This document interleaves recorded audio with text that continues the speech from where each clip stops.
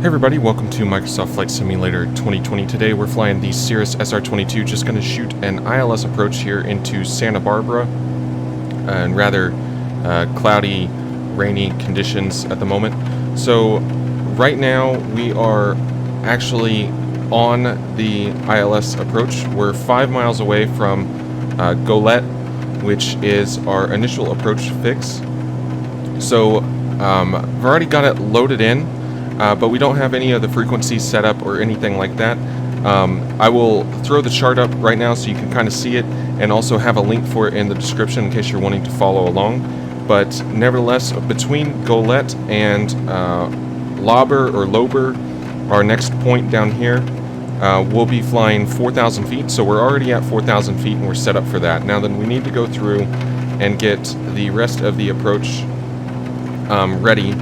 So our first step is going to be to find our localizer frequency, which is going to be 110.3. So we're going to go ahead and put this in the top nav. So 110.3, and then we're going to switch that over to active, and you can see ISBA, and actually the glide slope comes up right there, right after that. So let's keep an eye on our distance here. Just make sure everything's still going good. We should be able to hold 4,000, like I said, between here and Lober, and once we turn, or at Golette, between Golette and Lober, and once we get to Lober, we'll readdress our altitude. So let's try and get this set up before then. So we know we've got that set up correctly. That's identified as the localizer, which we could see as ISBA. So we're good to go on that. Now then, let's get into our PFD.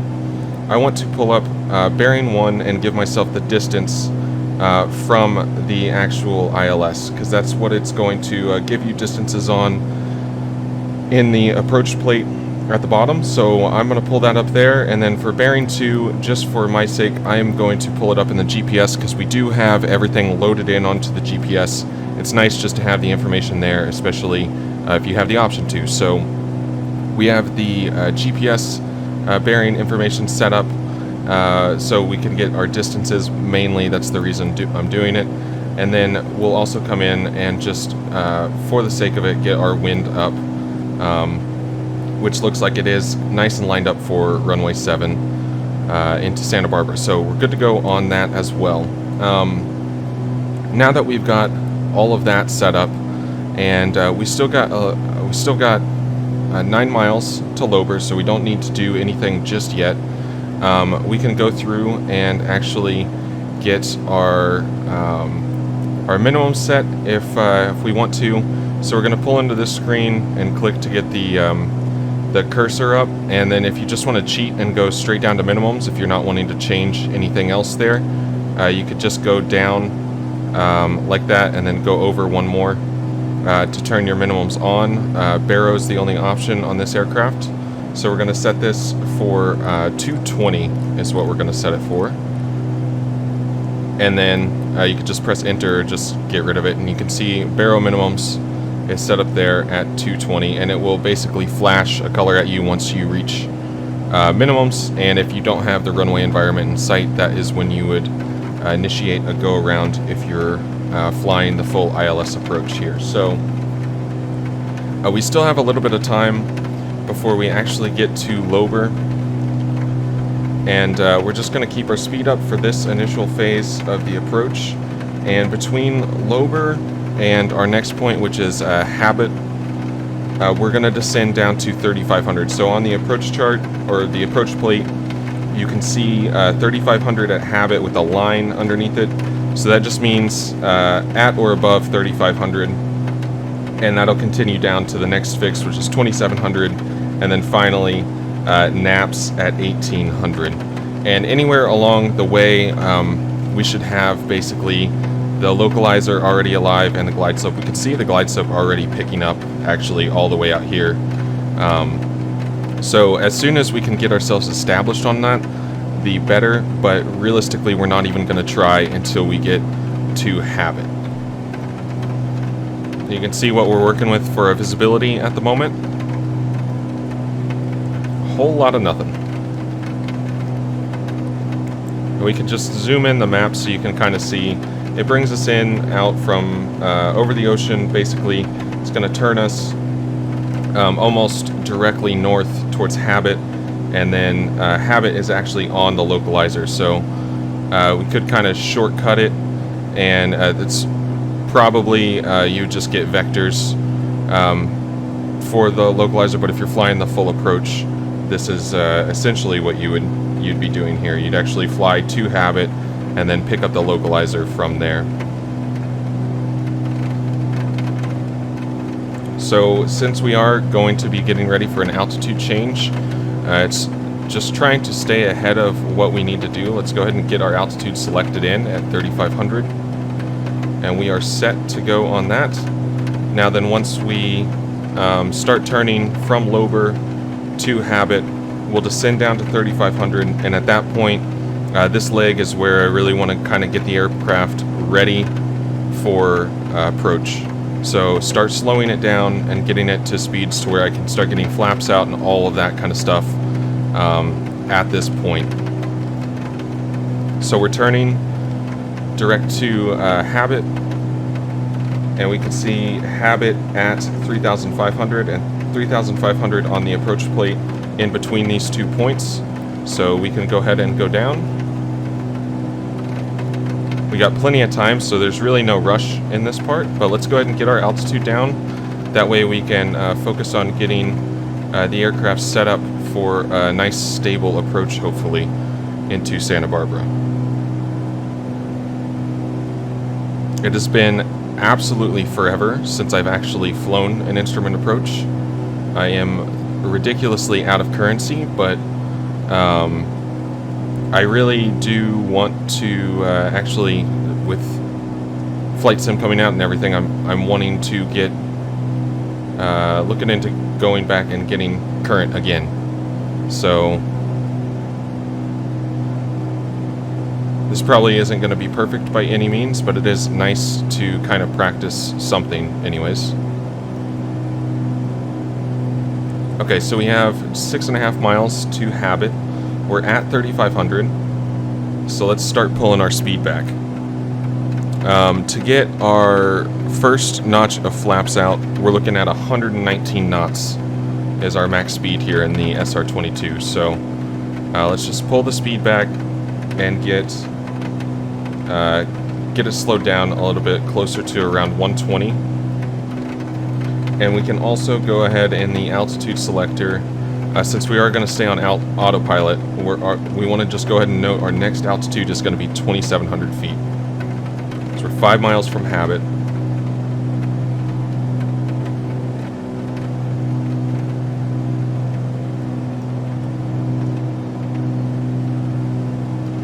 And absolutely zero visibility here, so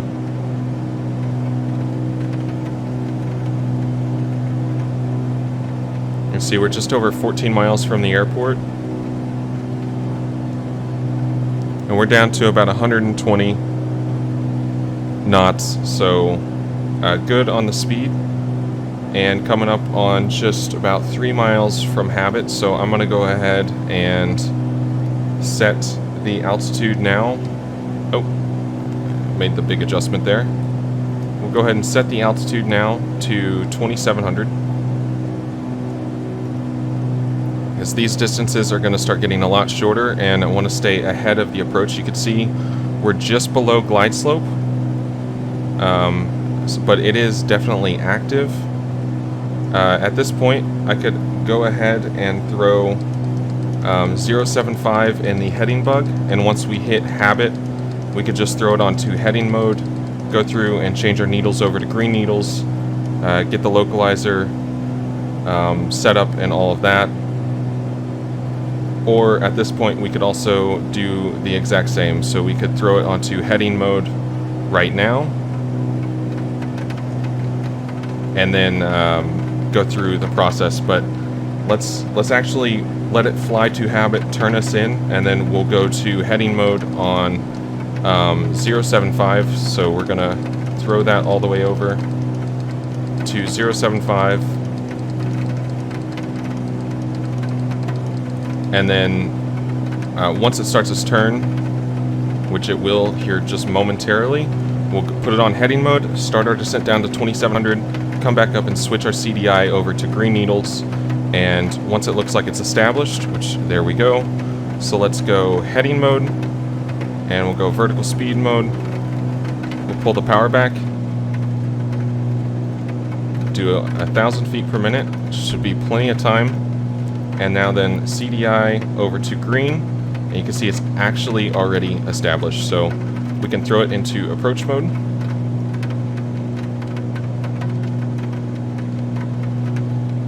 And we're below glide slope, which is just fine. I'd rather kind of fly into the glide slope and have it capture that way, a little bit gentler.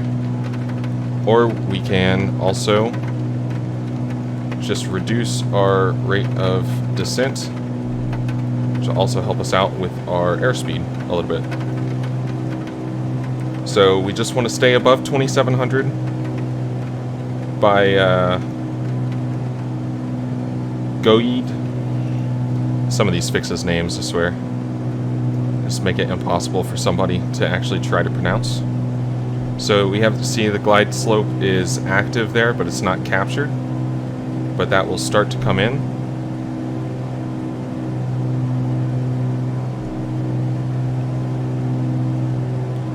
And when we capture the glide slope, I'm going to go first notch of flaps, and then get it down to approach speed.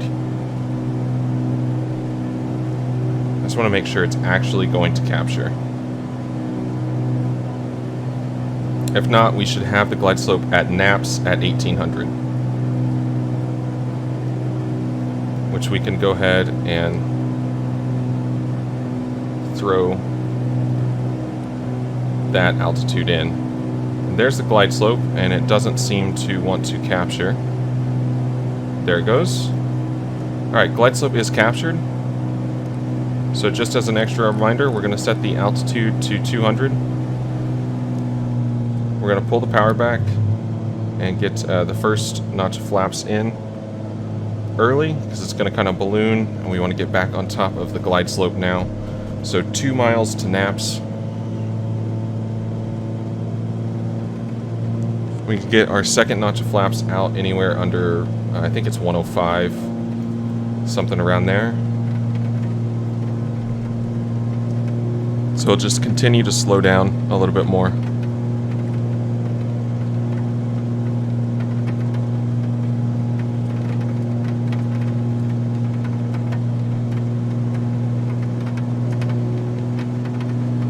And we'll be aiming for about 80 knots. So let's just continue to slow down, pull the power back. We'll go ahead and get the last notch of flaps out and get ourselves established here at 80 knots. Prior to naps, you can see we're just almost 1 mile out from naps and 1,950 feet.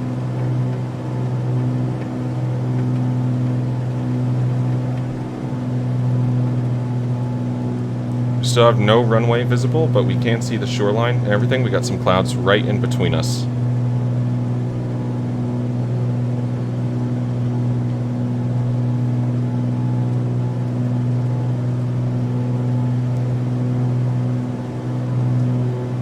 So at this point, I can kind of see a light up there.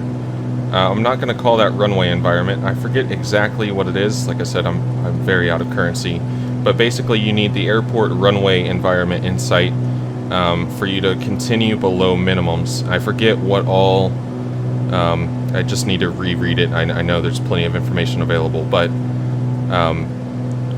approach lights will definitely count as that. Certain approach lights and everything will count as the runway environment. So if we get closer, and I can definitely confirm that that is approach lights, we can continue below our minimums here of 220.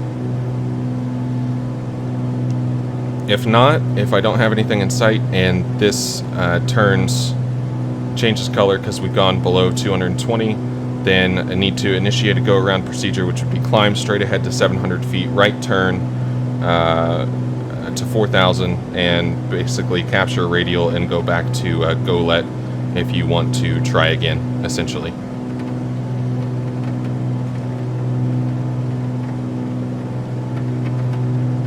But we are continuing down You can see now we're 4 miles from the runway. You can see that thanks to the GPS information.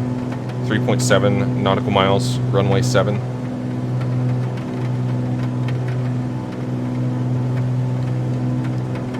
And there the lights are again. Getting a little bit closer to make me feel like that is definitely going to be approach lights. And you can also see the avionics are just awesome. You can see the airport directly in front of me on this screen with the runway right there and everything like that. So just extra reference to where you actually are. Very good stuff, but we don't want to fly it off of that necessarily. We can just use it to kind of confirm a little bit more. So we're doing good on our speed, holding about 80 knots. As we come over the coastline here, it is getting quite bumpy. So let's add a little bit of speed just because of the oscillation there.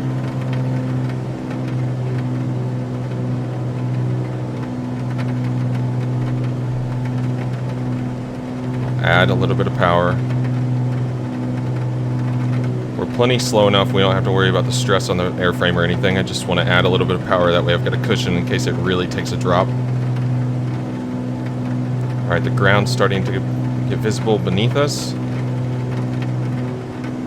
Coming through 700 feet.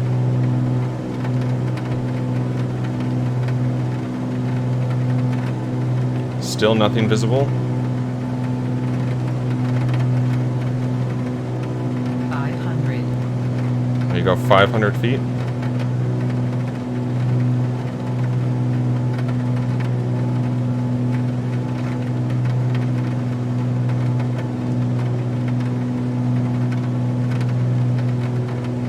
We're still looking out the window, 400 feet. Alright, we have approach lights in sight. We're still above minimums.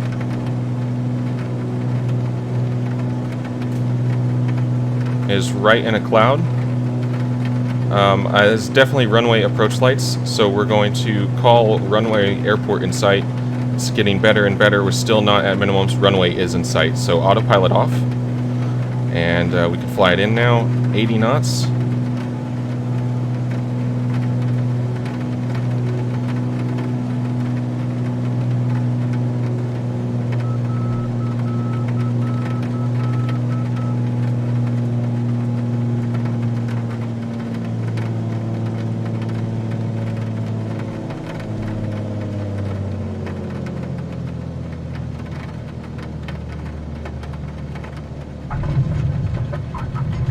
And down on the runway.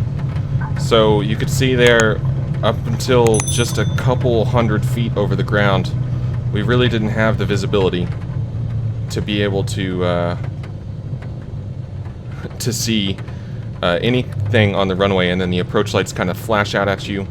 Even then, it's okay to wait until you definitely do have it confirmed. Obviously, in real life, I would be way more brushed up on exactly what it is I need to be looking for.